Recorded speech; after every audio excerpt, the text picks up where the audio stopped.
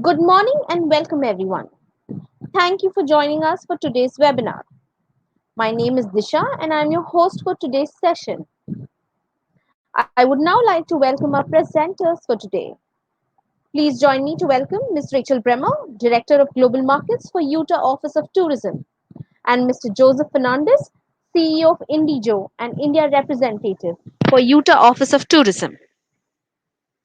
We are glad that you've gathered here today to share your insights on Utah. Just a little housekeeping notes before we get started. Please note that all the attendees are on mute mode and the webcam is turned off by default. However, due to any technical glitch, your webcam is turned on. Please turn it off immediately and log out of the system and restart your browser. Those of you who are attending this webinar using mobile phones, please use the landscape mode for better viewing. If you experience any issue like mixing of audio or a lag, please check your internet connection and refresh the browser. Most problems get resolved by simply refreshing your page. If the issue still persists, try logging out of the system and restarting your browser. If you are experiencing low internet connectivity when any audio is being played, you might get a pop-up saying click for audio. In case if you have any queries during the presentation, please type your queries in the Q&A tab which opened on the right hand corner of your screen inside the webinar's control panel. This control panel can be minimized or maximized. We will also announce about the quiz during our webinar, so stay tuned. Now, without any further ado, we would like to turn on the time to Ms. Rachel.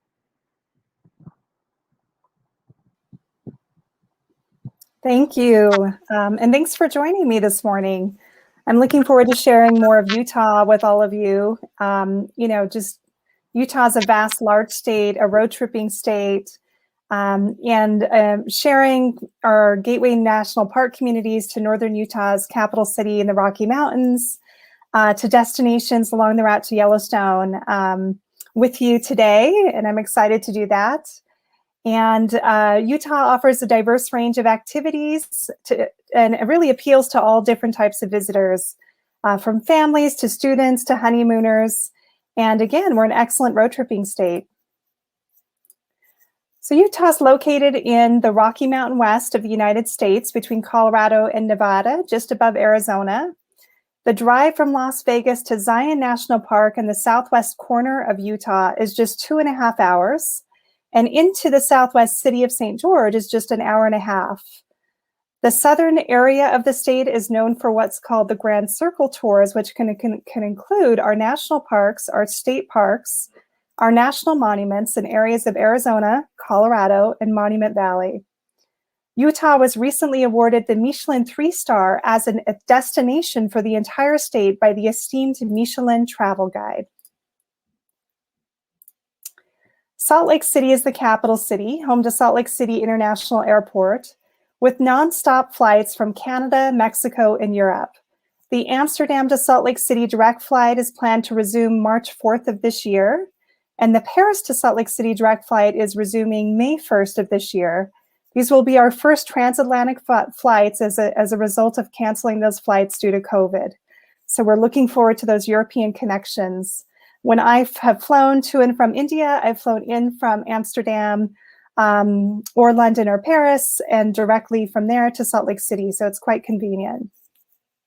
As a Delta hub, Salt Lake City International Airport also has direct flights from major cities within the US, including San Francisco, Seattle, Los Angeles, Las Vegas, and New York City. Salt Lake City International Airport has undergone a $4.1 billion rebuild. This will allow for more international flights, larger planes, and quicker pickup and access. This has been one of our nation's largest infrastructure projects, and you can see one of the early wings of the first concourse that were rebuilt here in this image. Salt Lake City International Airport is just a 15-minute drive to Salt Lake City downtown city center, and is the closest international airport to Yellowstone National Park. Yellowstone National Park from Salt Lake City International Airport is about 4.5 to 5 hours drive. We also have 10 ski resorts within 1 hour's drive from Salt Lake City International Airport. As you walk through the new concourse, you'll find Utah-inspired artwork lines the terminal and a Redrock Canyon as you enter your gate. This is now also Delta Airlines' largest Sky Club lounge in the world, located in Salt Lake City International Airport. Utah's home to the Mighty five national parks, one iconic destination. And I'm going to go ahead and play a quick video for you.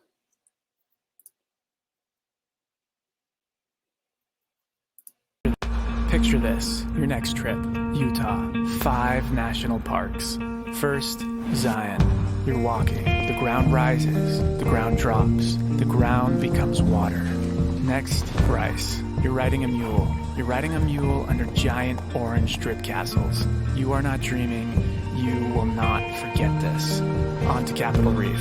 Take the scenic route, the really scenic route. Take a path you've never taken and see the stars for the first time. Now for Canyonlands. You're riding a bike. You're riding a bike on Mars. Now you're riding the rapids. Class 2, Class 3, Class 4, Classic. Arches, 5:32 a.m. Some things are worth racing the sunrise for. The horizon lightens. You round the corner. Whoa. This is life elevated. The Mighty Five. 5 iconic parks, 1 epic experience. Plan your trip at visitutah.com.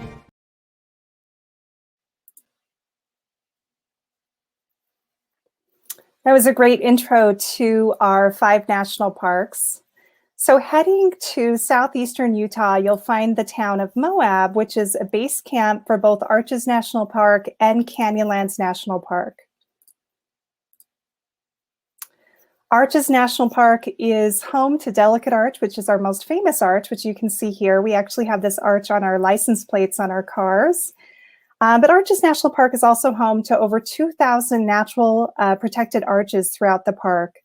And as you can see behind Arches here, the La Salle Mountains covered in snow. Our parks are open year-round with kind of light, temperate, cool weather in the fall and spring.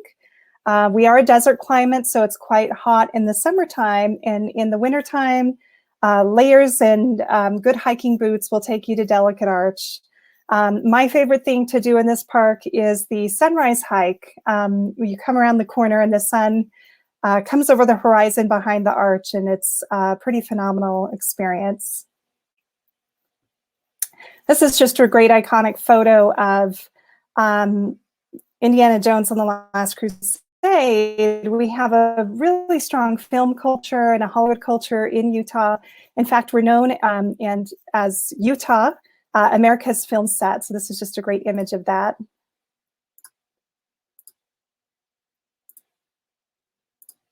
I'm having trouble clicking through. Maybe Joe, you can click through it here. Oh, there we go. This is a great nighttime view of Balanced Rock in Arches National Park. You can see the Milky Way with the naked eye in many areas in southeast Utah and throughout southern Utah. Near the Moab area and Arches, we also have Canyonlands National Park, which is known for its dramatic desert landscape carved by the Colorado River. Island in the Sky is a huge flat-top mesa with panoramic overlooks. Other notable areas include the towering rock pinnacles, known as the Needles District, the remote canyons of the Maze, and the Native American rock paintings in Horseshoe Canyon. This park offers a wide variety of activities, including viewpoints, such as you see here, iconic Redrock country, and stargazing with ranger-led stargazing tours. Canyonlands is a gold-tier international dark sky certified park. This is Dead Horse Point State Park. We kind of joke that a lot of our state parks could be national parks, and this is a good example of why we say that. Dead Horse Point State Park is a scenic 40-minute drive from Moab northward, which leads you to the park's entrance. There's a $20 entrance fee for each vehicle entering. And there are state park passes available, which will give you access to all 44 of our state parks if you purchase that in advance at $150 per vehicle. Likewise, you can buy America the Beautiful Pass, which is available for access to all 5 national parks at $80 per vehicle. In Dead Horse Point State Park, you can drive to many of the overlooks, which you can see here. Once out of your car, it's a short walk to the overlook. Another great film set image from Mission Impossible 2. And the town of Moab, which really serves as the gateway to Utah's mighty 5 national parks on the eastern side of the state. In normal times, pre and post-COVID, we do have Delta SkyWest and United flights direct from Denver daily into Moab. And again, the drive to Moab is just about 4 hours from Salt Lake City, 5 hours and 20 minutes from Denver, and 6 hours, 30 minutes from Las Vegas. This is a town of just over 5,000 residents that welcomes over 3 million visitors a year. The Main Street area of Moab is a walkable, beautiful main street with boutiques and local shops and bespoke restaurants with all different types of cuisine. And this is part of the charm of staying in the town of Moab.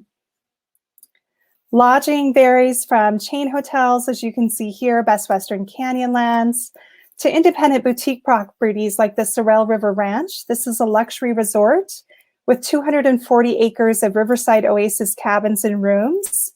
They have custom-built cabins and different experiences, including private tailored offerings, horseback riding, nightly bonfires, roasting marshmallows, and locally sourced food in their restaurant, including vegan and vegetarian options.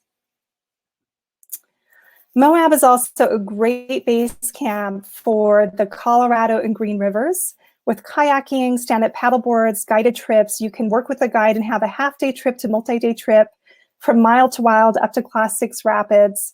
Some of the guides in the town include Moab Adventure Center, Wild West Voyages, Adrift Adventures, Canyon Voyages, and the Canyonlands Field Institute is a great local guiding service that also is a good resource for student and youth groups. So heading from Moab to Torrey, Utah, you'll enter the Capitol Reef region, which is about a 2-hour and 40-minute drive. You can see just kind of the driving expanse between each of these parks as you make your way through southern Utah and the state. Capitol Reef is a quite unique park with these expansive vistas and kind of limitless sky and rock. Fruit is nestled in Capitol Reef and is an original homesteading town with fruit orchards and heirloom fruits. One of my favorite things to do is to get a fruit pie from the local cafe, sit on a bench just outside this building that you see here, and enjoy the view. For first-time visitors, I suggest you hike Hickman Natural Bridge or drive the Capitol Reef Scenic Byway Drive. This is another great nighttime shot, the Milky Way over the Temple of the Moon in the Cathedral Valley area of the Capitol Reef National Park. Capitol Reef Resort is just a gateway lodging option right there near Capitol Reef. You can celebrate Western and Pioneer heritage in the Conestoga wagons. And the Capitol Reef Resort offers horseback riding, llama treks, day hikes, overnight backpacking hikes, all available and bookable through the resort. The horseback rides will take you through the adjacent Fish Lake Forest. You'll get to see the Red Bluff, the Wingate Tunnel, and even the Petrified Forest amongst some of the things you'll see near Capitol Reef. This is another great view of the cabins at Capitol Reef Resort and another independent property, the Red Sands Resort. You can see the view out to the pasture as you bathe in the tub there.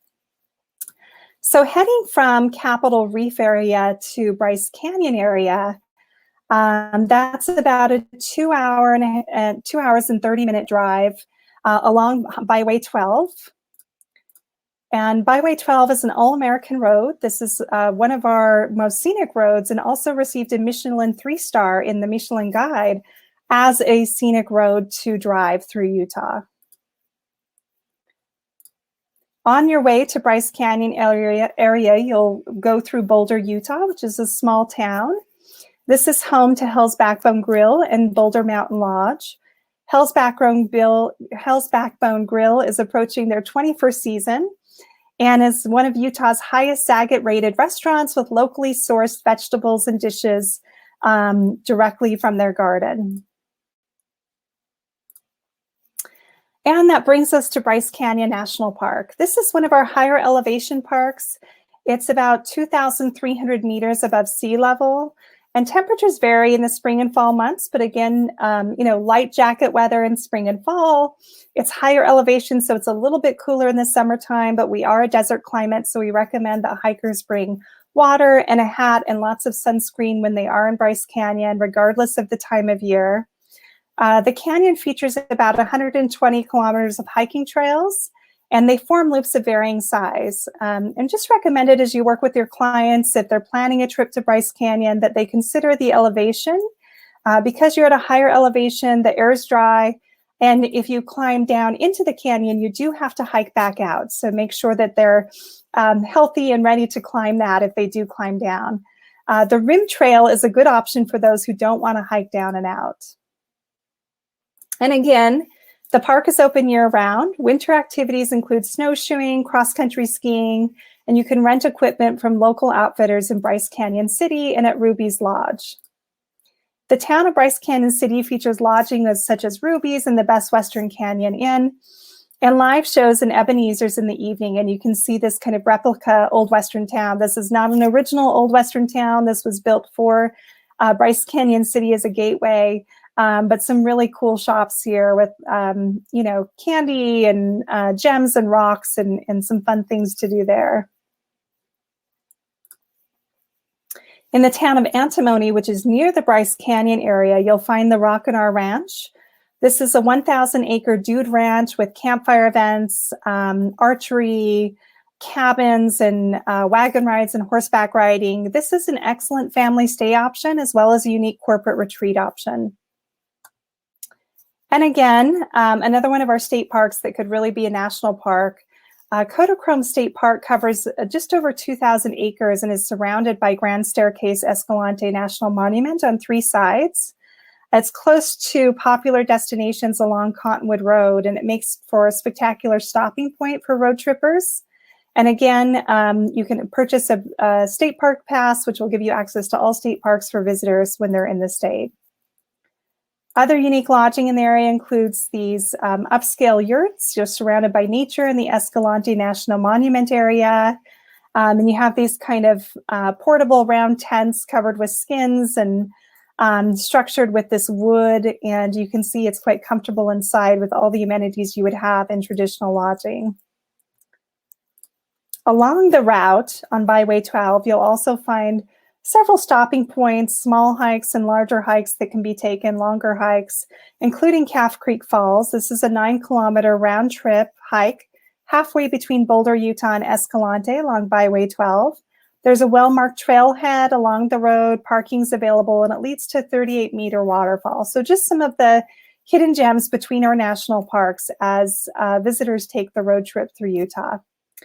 And with that, I'll turn the time over to Joe, who I believe is going to conduct one of our first polls. Hi, good morning, everybody. While we'd like you to understand a lot more of Utah, we'd also like to understand a little bit about what you guys do. So if you click on the poll tab just to the right of the Q&A, you'll see there are about 3 poll questions. If you could answer these questions, it'll give us some understanding about what you do and what you sell. So if you could start right now.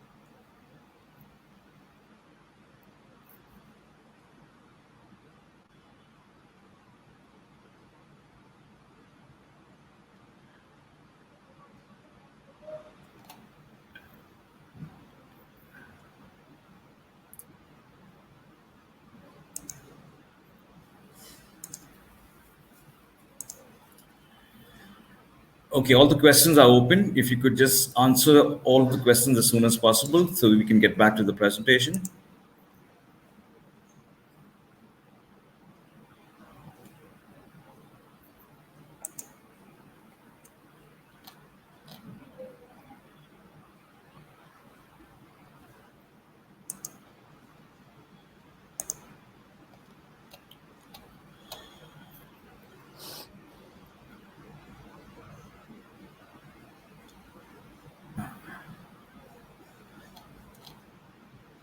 Disha, will we know when all the poll questions have been answered?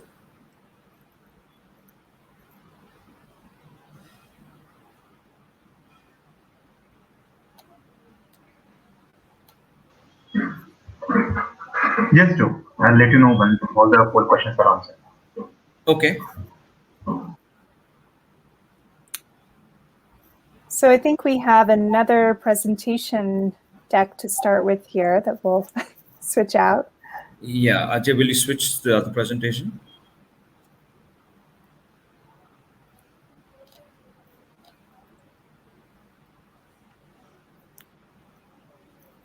Okay. Okay, great. So we've hit 4 of our 5 national parks so far. And again, as you go into the southwestern part of the state, St. George is just a 90-minute drive, an hour and a half from Las Vegas. Our partner in this area calls it Neon to Nature. So when you have clients in Las Vegas, it's really easy to send them to Zion National Park area and St. George area and experience a little bit of the beautiful landscapes we have in Utah. Zion National Park features these cliffs and valleys, as you see here. Suggested family-friendly hikes include Emerald Pools or Weeping Rock. And a more strenuous hike is one of the more famous hikes in the park, Angel's Landing. This is an 8.7-kilometer round-trip hike.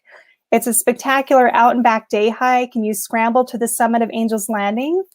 It's quite strenuous and does take several hours to do, and is suitable for well-conditioned hikers who have no fear of heights. You will be on an edge of a cliff as you walk up, in some places holding on to a metal chain, which they've installed for safety. But you can see here the beautiful views you'll see along that hike.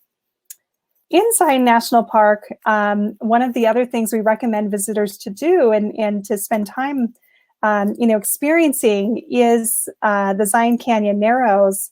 It's about a 15-kilometer out and back day hike up the lower section of the Zion Canyons, which is where the North Fork Virgin River runs beneath these 1,000-foot sandstone walls. You can find guides and outfitters in the town of Springdale to accommodate dry suits and guided treks through the Narrows, and it is open year-round, although there are some limited closures in the spring due to high water runoff levels. But otherwise, as you can see here, you can hike it, you stay very warm in your dry suit, and trek through this beautiful extended slot canyon in Zion National Park in the wintertime. I haven't hiked it in the wintertime myself, but I hear that you can hear the snowflakes falling against the cliffs as you walk through. So I hope to experience that sometime soon. In Zion National Park, there are 2 shuttle lines, one within the park and one between the entrance to the park and the stops in the town of Springdale. And Springdale is the gateway community to Zion. The park shuttle picks up passengers at 9 stops, with the Zion Canyon Visitor Center serving as the main hub. And during the busiest days, buses can arrive at the stops every 7 minutes. So it's very convenient. It helps with park congestion. As you can see, there's also bicycle rentals. You can ride your bike to Weeping Rock or Emerald Pool, some of those more moderate hikes and family-friendly hikes. And there's also a free shuttle system in Springdale that delivers people to their hotels, from their hotels to the park entrance. So this is a great option for anyone staying in Springdale. You can leave your car in the hotel, take the shuttle, hike at different trail points, and pick up the shuttle on your way back. And visitors are also allowed to drive through the park year-round on Highway 9, which is a beautiful scenic drive. This is the town of Springdale, again, the gateway to Zion National Park. It's a little different than other towns. This only has 500 permanent residents, and they welcome a few million visitors from all over the world every year. It's home to several local and famous kind of national art galleries of fine art, photography, Native American art, and crafts and jewelry and local gems. There's a great kind of art gallery stroll that you can participate in Springdale. And all of the hotel views are surrounded by Zion, just as you see here in this picture. The town of St. George, again, just an hour and a half from Las Vegas. It's a college town below the rim of the Great Basin. And it's a beautiful valley just kind of surrounded by this red rock. It's a growing, bustling town that offers spas and golf courses and luxury accommodations, extensive shopping, and several outdoor recreation opportunities while here. Snow Canyon State Park is near the town of St. George, and this includes a network of trails that go through the canyon. And many of these trails are ideal for hiking with children or those that have trouble hiking because it's a relatively flat canyon floor. So you can walk kind of soft, pretty level trails with small children, which is nice. At dawn and dusk, the park provides a unique wildlife viewing with coyotes, foxes, quail, and roadrunners that can be visible in and around the area. And it's also connected to a larger wildlife conservation area. So we've gone through, just kind of our iconic national parks, and I just want to highlight some of the other areas of the state where we're quite unique in the sense that we have mountains in the north and Redrock in the south, and lots of different landscape and scenery between. So we really invite our visitors to take the road to Mighty and explore our monuments, our 44 state parks, and everything that makes it so unique. And I'm just going to play another short video here.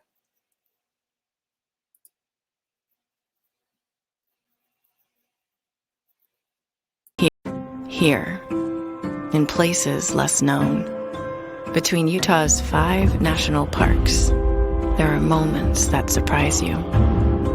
Between generations and between friends. Somewhere between what you expected and what you never imagined.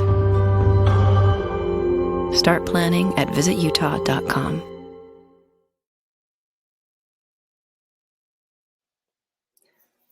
So that highlighted some of the areas we've covered between the parks, as well as some that we have yet to discuss.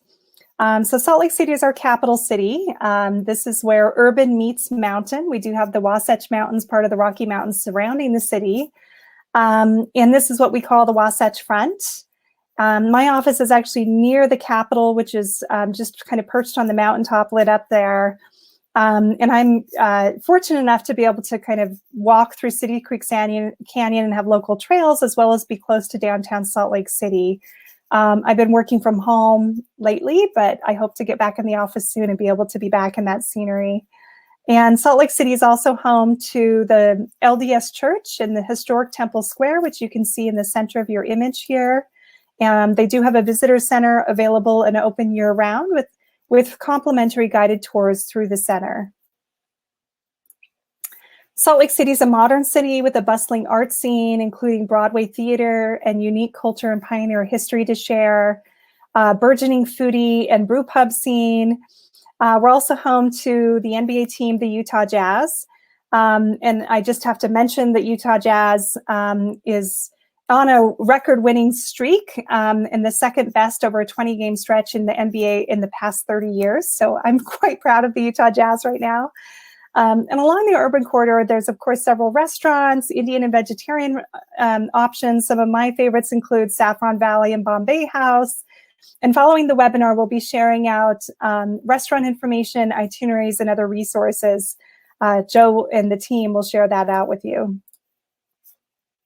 This is just a great view of the east bench of Salt Lake City into the valley. And these trails and access points are available all throughout the city. I'm fortunate enough to be able to hike into the Cottonwood Canyons within 10 minutes from my home.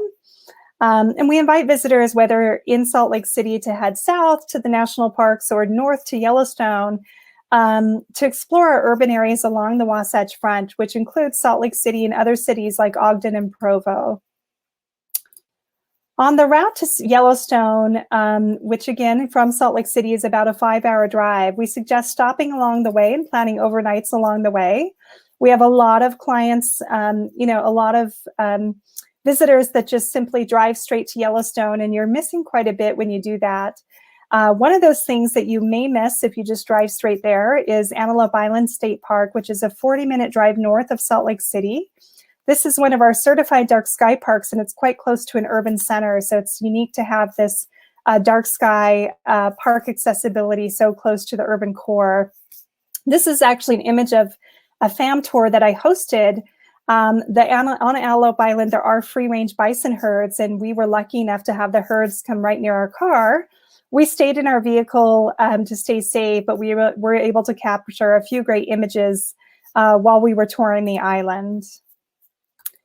Other great kind of northern Utah route to Yellowstone cities include Logan. This is a college town. It's about an hour and a half from Salt Lake City north, and includes local dining, including the Bluebird restaurant, which is one of our oldest restaurants. You can see this kind of idyllic, beautiful small town Main Street here. Park City is also in northeastern Utah. This is a ski town, home to Park City Resort in Deer Valley, and just 45 minutes from Salt Lake City International Airport, just past Salt Lake City up the canyon. This is a beautiful summer shot, a great stay for summer stopovers on trips to Yellowstone. And Park City is actually home to the Sundance Film Festival, which was founded by Robert Redford. In the northeast corner of the state, we have Flaming Gorge. So again, just completely different landscapes as we move through the state. This is also on the northeast route to Yellowstone. So if you have clients that are coming from Salt Lake City into Jackson, Wyoming, in the Grand Tetons area, this is a good stopping point. We have people from all over the world that come to Flaming Gorge to fish for record-breaking trout and salmon. And the gorge is actually a reservoir that's 91 miles long. To the west of Salt Lake City, headed towards Nevada and Wendover, you'll find the Bonneville Salt Flats. This is a 12 by 5 mile stretch occupying 300,000 acres of Utah's pristine West Desert. There's a salt crust that forms anywhere from a few inches to feet of this perfectly flat, uniform, blindingly white crust as far as the eye can see. And visitors from all over the world travel to see this pristine landscape, and again, about an hour and a half west of Salt Lake City. It's similar to the salt flats you may have seen in Bolivia and areas in South America. And when there is water and moisture on the salt flats, it does look like you're standing on water when you stand there for a photo op. Another great movie pic from the Salt Flats, Independence Day, as he's dragging the alien across the flats. And Goblin Valley State Park is in south central Utah. It's located along the San Rafael Reef south of Interstate 70. And it's pretty otherworldly. A lot of people equate it to, you know, being on Mars. And actually, there's been a few additional movies, space movies like Galaxy Quest that have been filmed there, kind of depicting a Mars-like environment. Monument Valley Tribal Park is in southeast Utah, part of the Four Corners areas where 4 states connect. This is where Utah, Arizona, New Mexico, and Colorado converge and connect. And it's the only point in the United States shared by 4 states. Of course, you can see the vast beauty of the buttes in Monument Valley here. In this particular shot, this road near the Mexican Hat area is known as Forrest Gump Road. Not just by us, but actually it's been officially titled Forrest Gump Road due to this shot here. Heading to the east side of Zion on the border of Arizona and Utah, you'll find the Wave near Kanab. The Wave is a permitted hike, and it's really once of a lifetime hike to be able to explore. There's a lottery which has been open to 64 people per day or 16 groups. You show up at the Bureau of Land Management office, you pick a number. If your number is chosen, then you're able to hike the Wave. If your number is not chosen, there are several other hikes for you to be able to do. And I have tried to hike the Wave about a dozen times and have not been able to hike it yet. So I hope to be able to do it sometime soon. Again, several other activities around the area. So if you don't get the permitted hike at the Wave, you can also hike and explore Buckskin Gulch. There's several slot canyons in the area, including Peekaboo and Buckskin, White Pocket. The Kanab area on that east side of Zion National Park is also home to the Amangeri, which is part of the Aman group. And it features outdoor glamping in Camp Sarika. So this is a really exclusive luxury experience in this desert oasis in southern Utah. Natural Bridges National Monument is also in southeast Utah. So we don't just have Arches in Arches National Park, we have Arches in other areas too. And these are all of the stopping points that visitors can make as they visit national parks, as they focus on one area. If they want to spend more time in southeastern Utah, we do recommend that they visit Natural Bridges National Monument. And you have these arches that were formed by erosion and water over thousands of years. And again, you know, an entrance fee, you can buy a pass to access this. There is a 9-mile drive that leads to overlooks and trailheads. And the easiest hike is in the last bridge through that scenic drive. So I've highlighted quite a few dark sky parks and dark skies.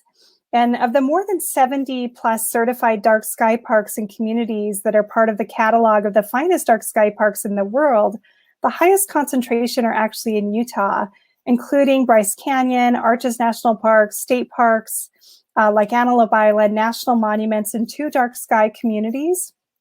We recently certified Kodachrome Basin State Park, Rockport State Park, and Jordanelle State Park as well.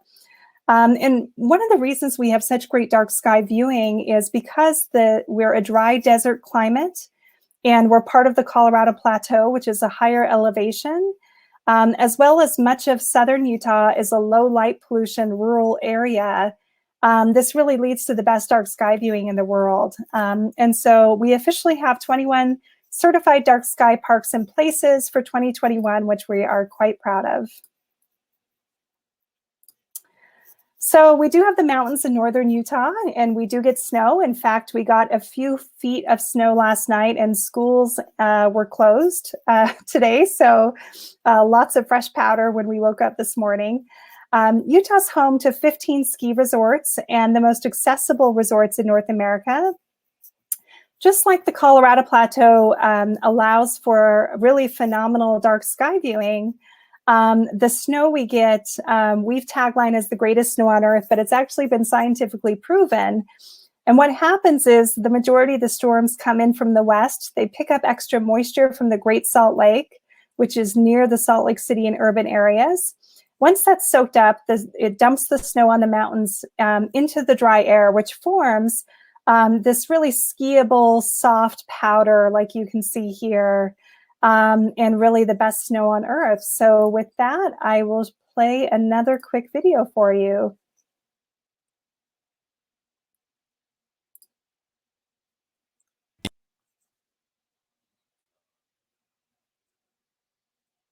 In Utah, you're living on mountain time, and there's nothing standard about that. With 10 resorts less than an hour from Salt Lake International Airport, mountain time means more time on more resorts on the greatest snow on earth. It means more time with the kids and more time away from the kids. Ski more, shred more, chill more, cheers more. Because mountain time is a state of mind that can only be found in one place, Utah.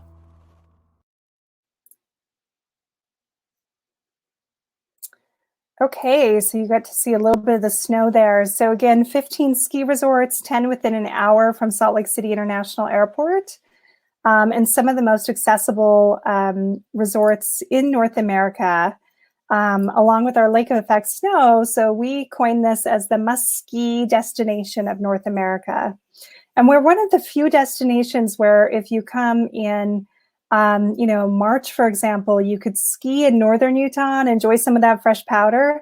And within 4 hours, be hiking to Delicate Arch, surrounded by Redrock in Moab, in Arches National Park near Moab. So such a phenomenal experience to have that different type of experience from ski to national parks in the springtime. So that is kind of the finale here. I just want to highlight this photo. This is a photo of our West Desert, which is near the kind of salt flats area that I showed you previously. And we actually have wild horse herds roaming the West Desert. Many people think that the wild horses are pretty rare in the United States, and they are. But in Utah, we actually have 22 wild horse herds that graze in the desert plains. And these were horses that escaped ranches, 100 years ago. And these Mustangs are now part of, our public land experience there. So I've shown you lots of areas of the state. The Mighty Five are greatest snow on earth and urban areas. So thanks for taking the time. I know this was a lot to take in, but we do recommend, because we're a large state and have so many opportunities to experience new landscapes and dark skies and ranger programs and, viewpoints and scenic byways that, visitors do spend quality time in the state and take time to really explore. So thanks again. Thank you, presenters, for this wonderful presentation. I hope you all enjoyed this amazing presentation on Utah. We are now going to begin answering the questions submitted during today's presentation.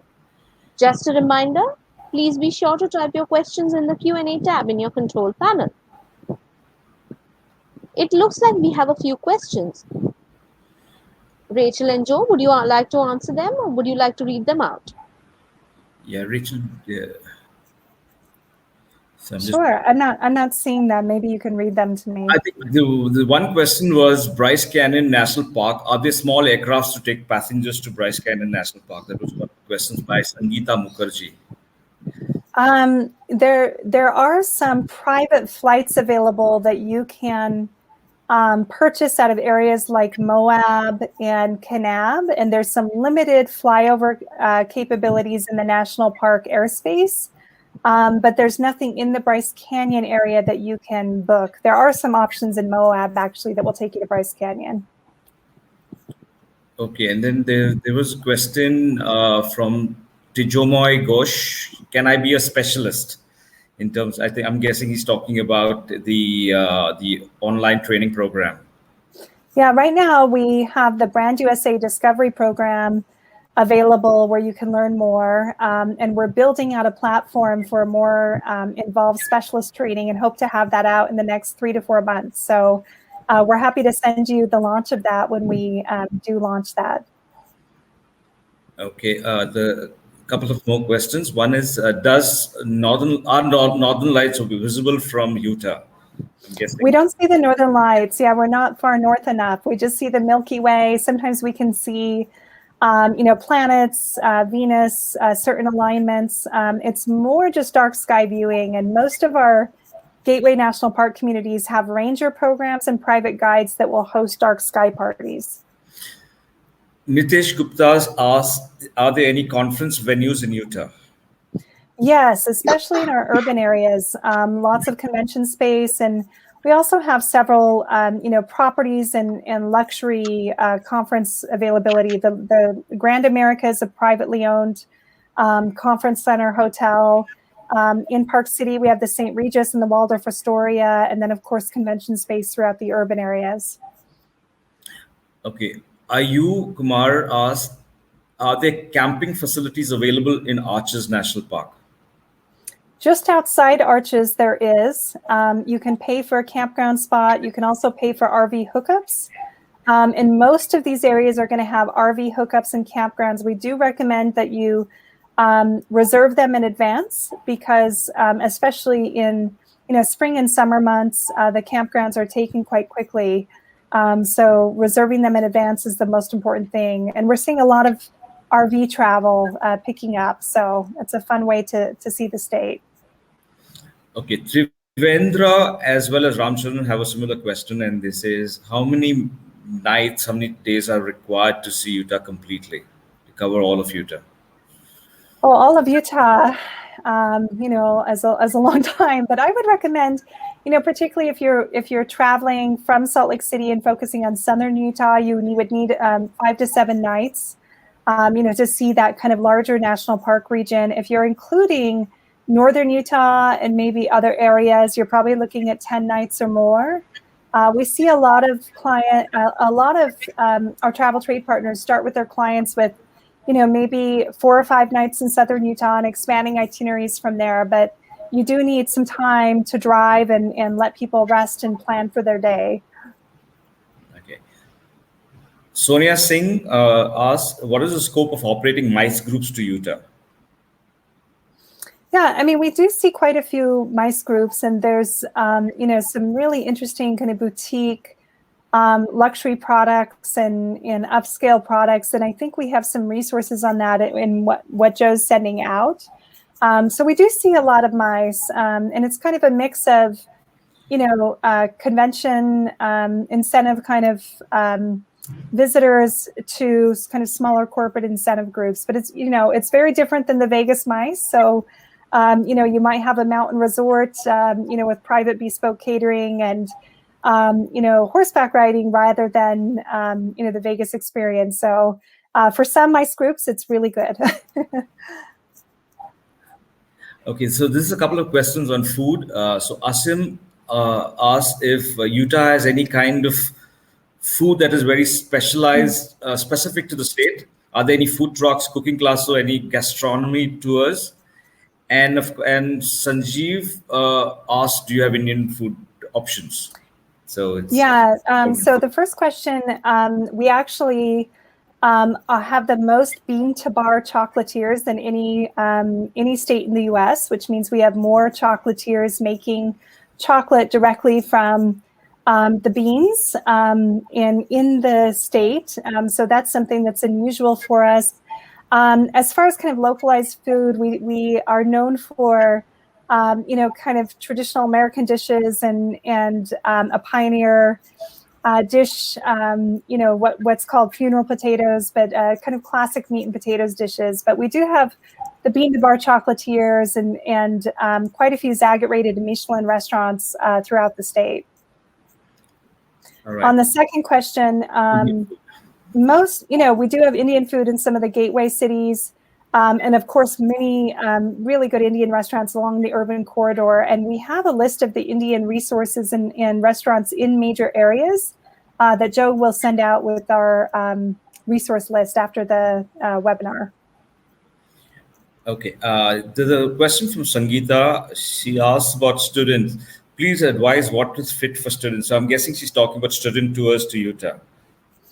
Yeah, I think in there we also have a student tour recommended itinerary, but just like how I mentioned Canyonlands Field Institute, usually what we see with students is either they're focused in an area like Salt Lake City on the arts and culture, or they're focused on kind of a paleontology and geology tour, which can include the Natural History Museum in Salt Lake and move down to Moab to the Canyonlands Field Institute. And so we do have a student resource itinerary to kind of start out with and look at.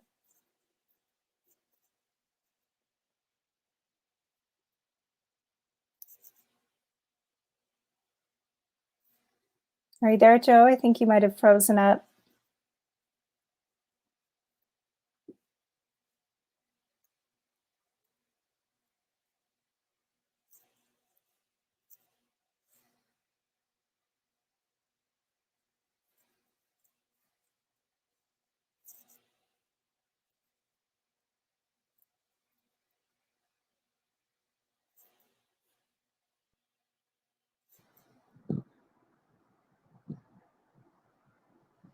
I think we lost Joe.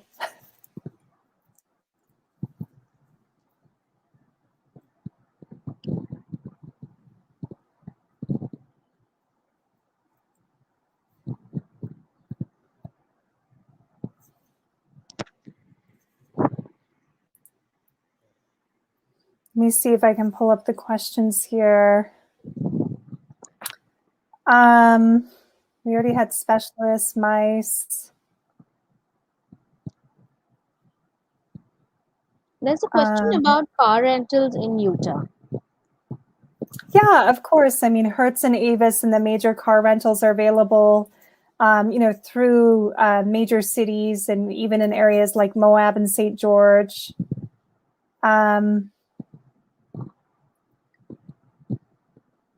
So I see a question about the Salt Flats.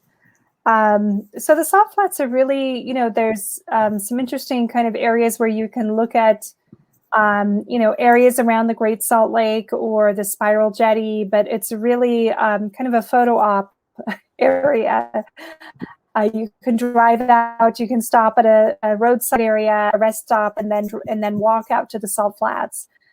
So I think it's good for any traveler that's willing to drive an hour and a half out and see that. For senior citizens or physical disability facilities, many of our parks have wooded paths so that you could roll someone in a wheelchair and have some ADA accessibility options, but most of it's going to be viewpoints and small wooded paths. So there are some access points in each park that would be accommodating to senior citizens or anyone with limited kind of physical accessibility. We have one, what are the nightlife activities? Nightlife is different. Salt Lake City has everything you would have in major cities with nightclubs and of course the arts and culture and the sports.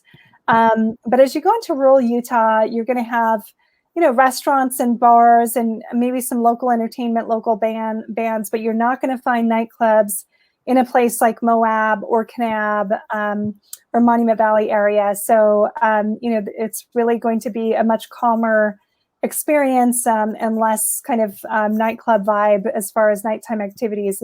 And that's also why we recommend dark sky viewing during that time. And then a question about child-friendly activities. Just like each park has viewpoints and paved paths for wheelchair accessible visitors, there are several child-friendly hikes throughout each park.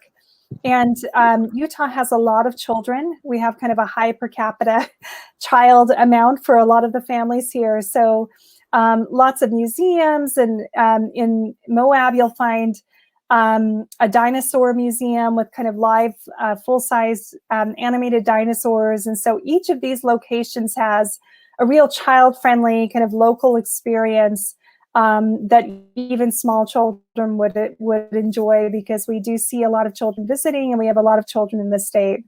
And costs for 4 nights, 5 days holiday trip for 2 people. I mean, it really would vary if you were doing independent lodging versus chain. And of course, thinking about renting a car. But we have some connections, some more resources on this in the flyer, the handout that we'll be sending out afterwards. Campervan Tours, we have a question about Campervan Tours. Is this asking if they are available, if we have guided campervan tours or just campervans available for rental? It's hard to tell, but there are campervans available for rental. We also have tailored local guides that will host you in a camper van. We'll set you up at the camping spot. We'll offer cooking services and cleanup services and guiding services throughout. So if you're looking for someone that's looking for kind of the next level of self-drive and more tailored activities, we do have a few local operators that do that as well. I have a question about what is the best ski resort for families and beginners. Brighton Ski Resort, which is near Salt Lake City, in the Salt Lake City area in the Cottonwood Canyon. So it's only, about 30 minutes from the airport, is one of the well-known kid-friendly resorts. They have several kind of bunny hills and green hills, and they have quite a few instructors that focus on teaching children how to ski. So whether you're a kid-friendly or a beginner skier, Brighton's a really good starting point. And again, that's in Salt Lake City in the Cottonwood Canyons. We'll share out the presentation, the resources, itinerary ideas. We also have a DMC list there to include. So a lot of those, we're addressing that. I think we've addressed them now that I've pulled up our questions and can see it. Yeah, I think we've addressed most of the questions. Are there any more? Best time, have you addressed the best time to visit Utah, Rachel? It depends. If you're looking for someone that's looking for more warmth but not too hot, late spring is a really good time, as well as early fall.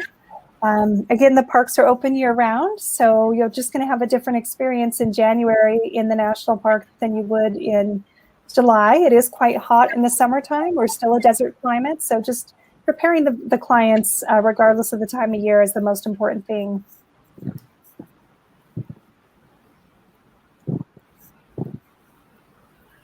Thank you for all the nice comments. We appreciate that. I know it was a lot of information, and I feel like it's too much, but we're just kind of introducing so much about Utah, and it's kind of fun to talk about it.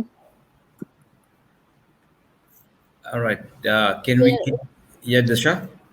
It looks like we've covered most of the questions. Is there anything, Joe, that you want to cover before we wrap up? Yeah, just a couple of things actually. As promised, we have a quiz which you can probably get out of in the handout tab. It's called the webinar quiz. And now this quiz you have to log in and answer this quiz. This quiz will be available for 24 hours from now. The unique thing about this quiz is there are 5 questions, and each question needs to be answered within 1 minute. And based on the speed that you answer these questions, and of course you need to get them right, we'll have winners who will get some amazing Utah goodie bags. So log in immediately. There's a QR code, there's a link, as well as there's a Slido event number, so you can get in there and then complete the quiz, and we'll have the results within 24 hours. And you'll see the leaderboard as well, who's 1, who's 2, who's 3. So that's one thing. The other thing that we'd like to offer you right now is a link, as Rachel mentioned, to the presentation that she just made, as well as resources that includes images, itineraries, maps, DMC list, contact list, hotels, Indian restaurants. It's all there. So that's available in the next thank you for joining Utah PDF that you'll get in the handouts. This PDF can be downloaded by the attendees, which will lead them to the quiz, right? Yes. So once you download it, you can click on the link, or you can use the QR code to get into the quiz. Okay. And the other PDF with the thank you note has the links to the presentation, as well as a link to the resources that we have to offer. Okay, so I guess it's a wrap now. Thank you everyone for joining us. We appreciate you being here. And thanks again for joining us today, and we'll see you next time. In case if you have any queries, please feel free to write to us. Okay, thank you so much. Thank you.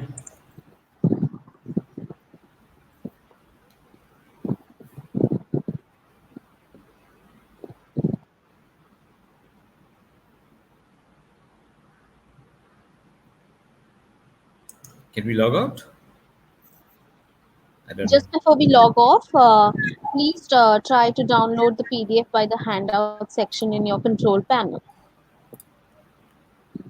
to join the quiz and get all the information about Utah.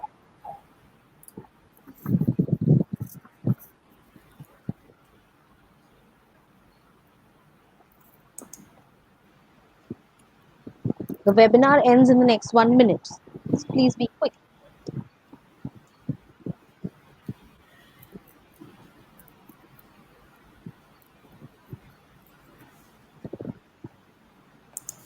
The PDF is in the handout section.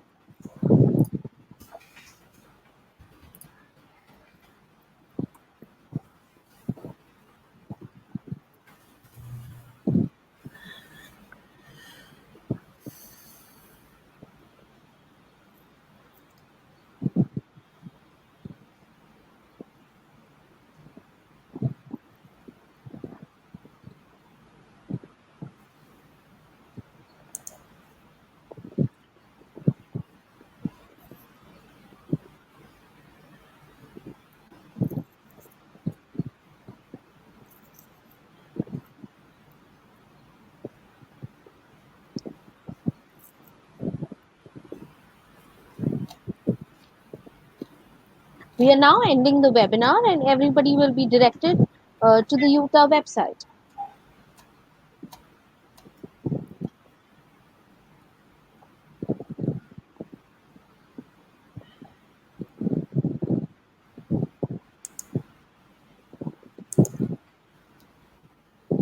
Thank you for joining us today. See you until next time.